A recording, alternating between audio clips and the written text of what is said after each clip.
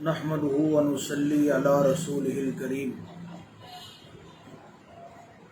اما بعد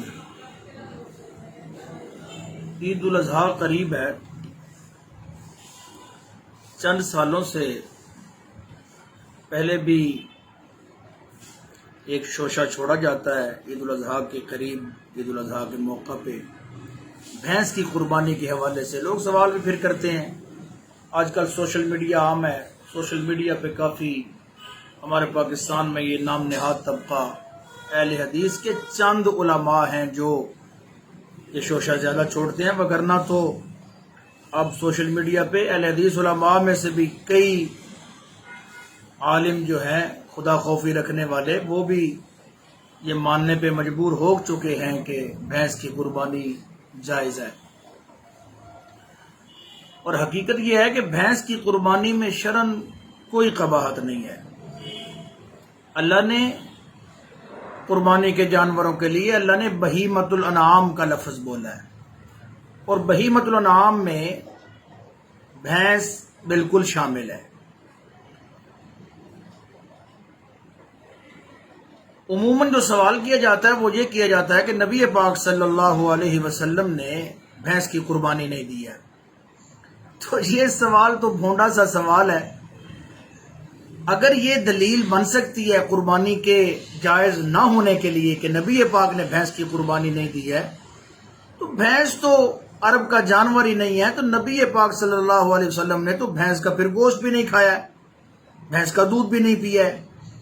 بھینس کے گوشت اور دودھ کے معاملے میں یہ احباب جو ہیں یہ کہتے ہیں نہیں، اسے گائے پہ قیاس کیا جائے گا، بھینس کا کٹے کا گوشت بھی حلال ہے اور دودھ بھی حلال ہے۔ گوشت سارا سال زور و شور سے یہ کھاتے ہیں، مرغوب غذا سمجھتے ہیں۔ دودھ جو ہے وہ گائے کے دودھ سے زیادہ بھینس کے دودھ کو ترجیح دیتے ہیں۔ قربانی کے معاملے میں آ کے اگر یہی دلیل ہے، اور کوئی دلیل بھی نہیں ہے ان کے پاس، کوئی ایسا قرآن و حدیث میں لفظ ایسا نہیں ہے کہ بھینس کی قربانی نہیں جائز نہیں ہے، ایسی کوئی دلیل نہیں ہے۔ دلیل صرف یہی دیتے ہیں کہ نبی پاک صلی اللہ علیہ وسلم نے بھینس کی قربانی نہیں کی ہے۔ تو اگر قربانی نہیں کی ہے تو یہ قربانی کے نہ ہونے کے لیے دلیل ہے، تو گوشت بھی نہیں کھایا نبی پاک نے بھینس کا کٹے کا، یہ کوئی ایسی دلیل نہیں ہے۔ ویسے بھی قرآن و حدیث جو ہے وہ عربی زبان میں ہے، اردو میں نہیں ہے، پنجابی میں نہیں ہے، سنسکرت میں نہیں ہے، عربی میں ہے۔ تو اس کو سمجھنے کے لیے پھر ہمیں عرب کی طرف پھر رجوع بھی کرنا پڑے گا، عربیوں کی طرف رجوع کرنا پڑے گا، عربی لغت کی طرف رجوع کرنا پڑے گا۔ تو عربی لغت والے جتنے بھی احباب ہیں، جو مین مشہور عربی لغات ہیں، تاج العروس ہے، لسان العرب ہے، الصحاح، اس کے اندر بھی جوہری نے بھی لکھا ہے کہ الجاموس نوع من البقر، بھینس کو عربی میں جاموس کہتے ہیں، کہ جاموس جو ہے وہ بقر گائے کے قبیل میں سے ہے۔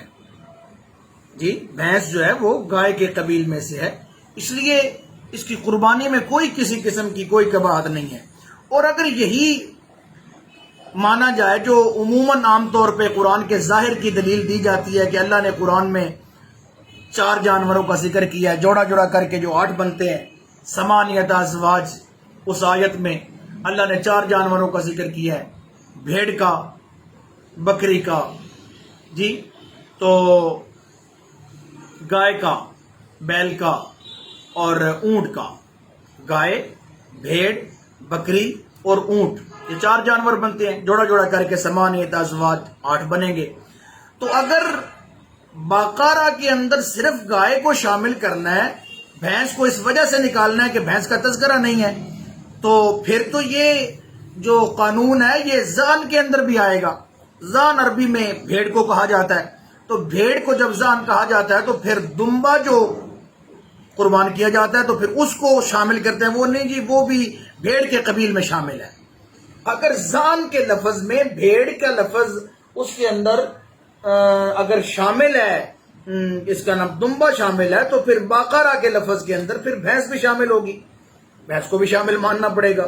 یہ کوئی ایسی بات نہیں ہے، اور یہ چند سالوں سے یہ شوشہ چھوڑا جا رہا ہے، وگرنہ پہلے ایسی کوئی چیز نہیں تھی، ایسی کوئی بات نہیں تھی۔ تو